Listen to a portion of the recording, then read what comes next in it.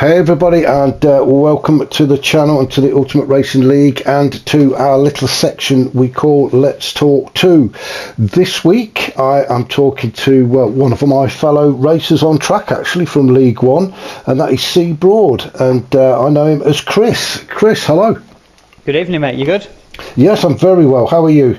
Yeah, I'm good, mate. Thanks for having me on. No, well, thank you very much for joining me. It's nice to have a chat with somebody that's actually on the same piece of tarmac as me, which is all good. So I'm going to get straight in. We have lots of questions that we like to ask people, and I will get straight in. Now, I do think, and I think I'm right in saying that you've been with us for a while. So how long have you been with URL?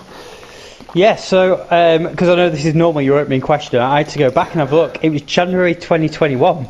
So I've been with you a lot longer than I thought I had, actually. And I like doing my own liveries, and sort of I normally take pictures of them because I upload them. So yeah, I had to go back through my phone quite a long way, and I found a Halford-inspired Audi TT from GT Sport that I did in my first season. So yeah, January 21. So 21. Yeah, it's been a little while. A little while. So why did you join? Why URL? So some of the older lot amongst us will remember Brody, who's my little brother. I got up to his for the weekend, and he'd been in sim racing about a year or two before even I got involved, and he was part of URL, but he had a full setup, so you know he's got a pretty decent wheel and a decent rig and everything. We just spent the weekend just taking turns. I was like, oh, this is pretty decent, this. Used to be a go-karter when I was younger and sort of missed it a bit. So yeah, got home that weekend and told the missus, by the way, I'm buying a seat, I'm buying a G29. Oh, you know that PlayStation in the loft that's not been out for a while? Well, guess what? It's coming back out again. So yeah, then contacted Alex, and he was like, yeah, mate, jump in. I think we probably had 2 leagues back then. The Sunday format was what we got now, 5-6 leagues going. There was just 2 back in the day. So yeah, it was great. Yeah, it's grown massively. I've had a few people that have been around a while saying how quickly and how big it's grown, which is all good. It's all good. Brilliant. But we can. I'm not sure whether you can see it, but I know the people watching will be able to see it. We're actually on Red Bull, and we're going around in the BMW at the minute. What do you think of the one-make races, and especially what do you think of this BMW? Well, we've done a few of these where we've had one.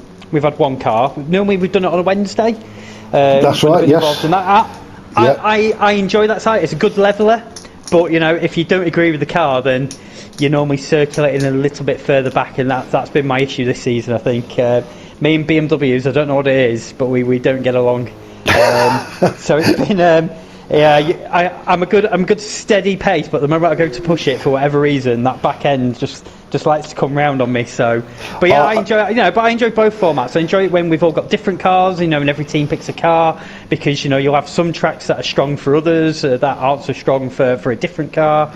But yeah, occasionally we mix it up, don't we? So mixing it up this year. Yeah, I do like it when we mix it up, but I think my problem is, I think if we're given a choice of cars, I never know what to pick, and then always regret the car that I do pick. Yeah, you can ask a few of my old teammates. I've picked some howlers in the past. I've gone for style over what the car can actually do, and I've gone, I could do an amazing livery on this car without even really looking into whether it's any good or not. Well, I think I used to pick them on recommendations, so somebody would say, well, that car's really fast. Yeah, they're fast in it, but I'm not. Yeah, exactly so. Well, I think we're having the trouble with the BMW. We've got some really fast guys out there, and I'm just fighting it constantly. League One this year has been, even the lads that came down from League of Champions, and lads that have come up from League Two, they've all been phenomenally quick. And it's really good to see how people have improved as well. Seamus Cash, he's a mate in real life. I've known him for the best part of 20 years. Oh, fantastic. We've been friends for a long time.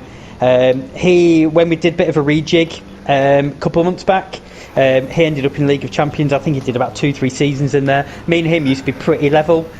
He's come down this year, and he's a marked improvement. And so we can say that with a lot of the lads. I think it was last week with Stealth you were talking about it. Against Stealth, Ian Firepower again. These lads have had a marked step, and I think I've been left in their wake a little bit. So Yeah, I Yeah, think I've I got a bit of catching up to do with quite a few of the lads that I used to battle with, and I'm now at the back of the pack and not in the middle of it. I think there's a few of them suddenly, especially Stealth. I spoke to him a few weeks ago, and he's suddenly found some pace from somewhere, and whatever it is he's putting in his drinks, I certainly want some. Well, you mentioned, I mean, you mentioned briefly there about your liveries and things like that. It's all to do with GT7. Do you do anything else? Is there any other hobbies that you do besides sim racing? Yeah, so I got into paddleboarding this summer. So me and my little lad got paddleboards. We went out loads. Whether we went on holidays, a couple of beach holidays in the UK. We took them. We're pretty lucky where we live. There's a couple of lakes and a couple of canals, so we've been out. Yeah, we're pretty outdoorsy family really. When I'm not sat in front of my sim, you know, we've got a dog. We go walking. You know, we go out into the Peak District, go around Lincolnshire. So yeah, I'm quite outdoorsy when I'm sort of not sat down on a Sunday evening. I'm normally out and about. So I'm going to say it's nice to probably sit down in the sim rig, isn't it, and just chill out for a bit. just chill out on a Sunday night and. I tried that paddleboarding a couple of years ago. The kids persuaded me to have a go, and I'm not built for paddleboarding, so not for me, I wouldn't say. A question I ask most people that come on, and I'll ask you the same as well. If you had the opportunity to change something in GT7 or in URL, is there anything you'd change? So again, because I've been with us for quite a while, I was part of when we were in GT Sport, and I feel the game has left something behind, particularly with the lobbies and like how we play on a Sunday night, basically. I do feel like they had it right on GT Sport, and when they went to GT7, they seem to have left something. It's a bit hard to pin down exactly what it is. Just some of the settings and just some of the functionality has definitely sort of didn't cross over, and I think, you know, when we all went to GT7, there was definitely a few teething problems that we'd never had before. Yeah. You know, those first season or two, sort of, you know, it was a bit of a grind rather than an enjoyment. So they've made improvements, but I still feel they had it right with GT Sport, and it's a shame they didn't carry it over, really. I think the sport was aimed purely at online, though, wasn't it? And it was, yeah. There's a few people been saying that there's a difference between the dailies. That's the word I'm looking for. The dailies and then the lobbies. And there's just something that doesn't quite match up. I've had quite a few people say that to me. I mean, I don't do the dailies. I'll probably do 2 every 6 months. It's just too much of a battlefield for me. Yeah. But yeah. So well, we're looking at Red Bull. We were there last Sunday. A race I certainly want to forget. But are there any tracks that you don't look forward to? I mean, I hate Red Bull. Is there anything that you don't look forward to? I do Red Bull. I like Red Bull, but Nürburgring GP. Don't know why. I just have never ever get on with that track. No. And every season when the track list comes out, that's the first thing I look for. Every single season, are we going to bloody Germany? And we seem to do it an awful lot now, don't we? We do it a lot, and I don't know why, but there's just something about that track. I think it's some of the I think it's turned sort of. I think it's 3, 4, 5. Some of the off-camber corners that are quite slow. Yes. I don't know what, they just catch me out, and so, especially I think it's turn 3 in particular. There's just something about that corner that I just absolutely loathe and detest. I'd rather do some other tracks. You know, Red Bull. I enjoy Red Bull. Brands Hatch is another one I really enjoy doing. It was one of the really back at the start of 2001. It was sort of one of the first tracks I sat and I practiced.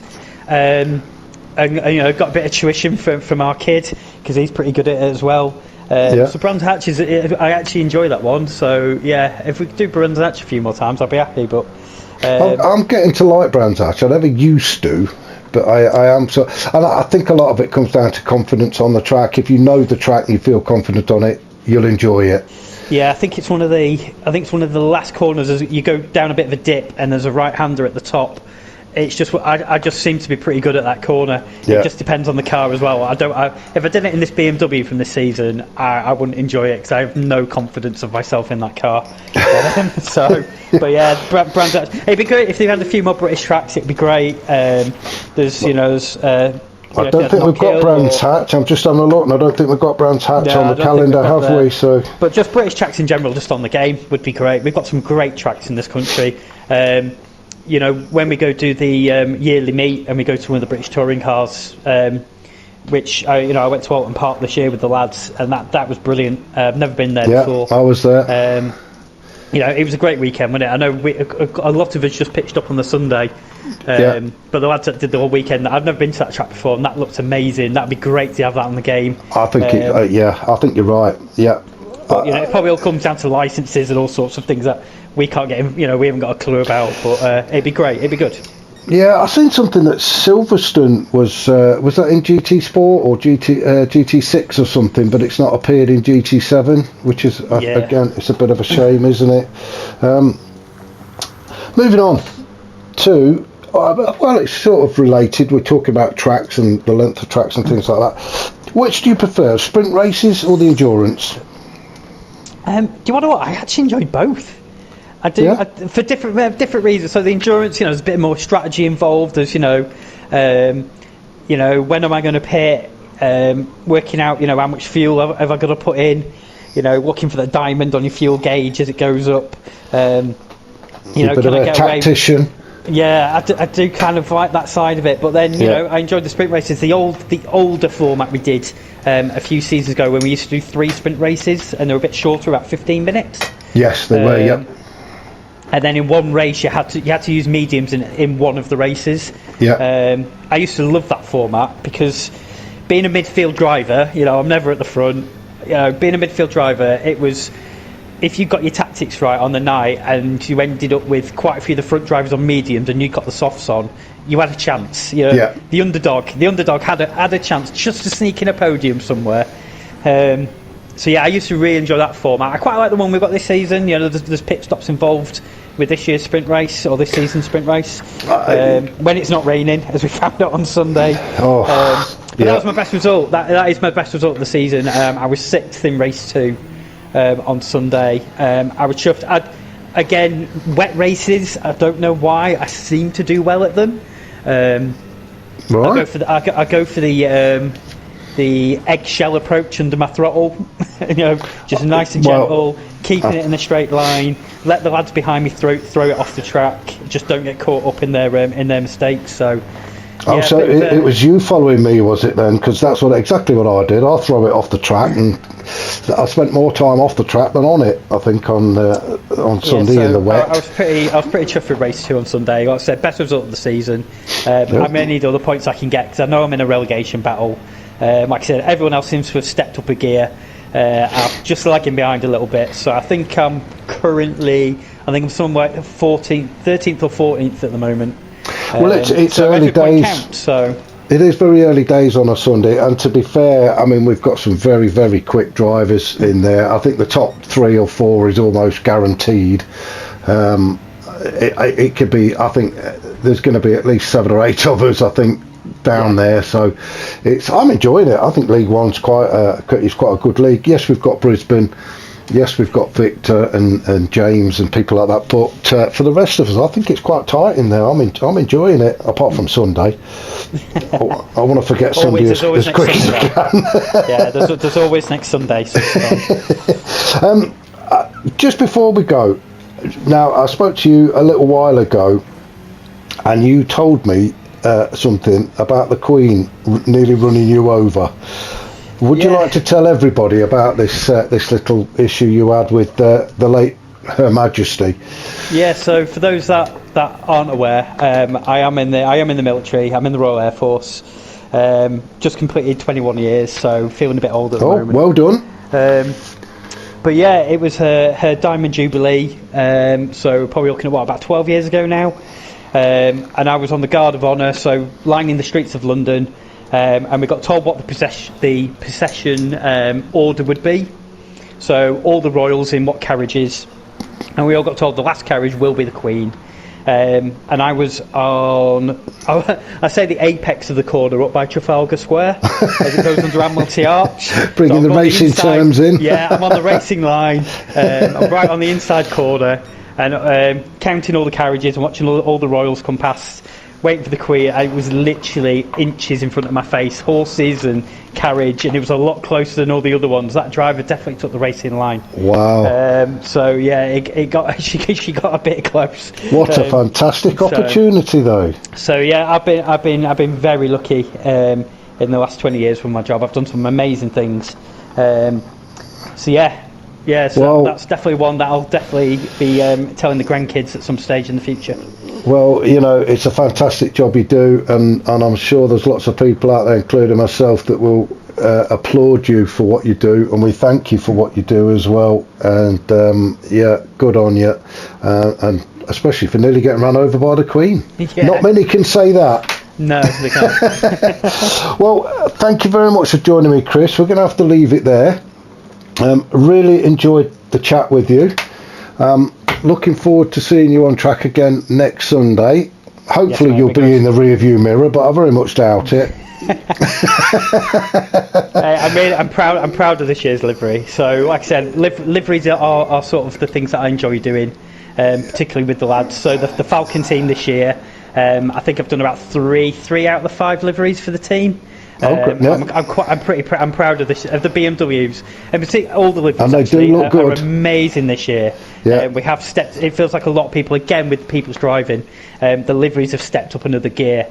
And I'm proud to be part of the team that puts themselves forward every season to do some liveries, along with quite a few of the other lads as well, who have put some fantastic artwork out there. Because some people, they put the hours in, not only on track but getting these liveries looking amazing. So yeah, this year's and they do look special, good.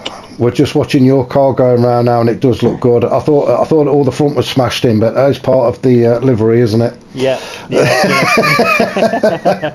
Well, Chris, thank you very, very much for joining me. I really do appreciate the chat, and as I say, we'll see you on track, and good luck with the rest of the season.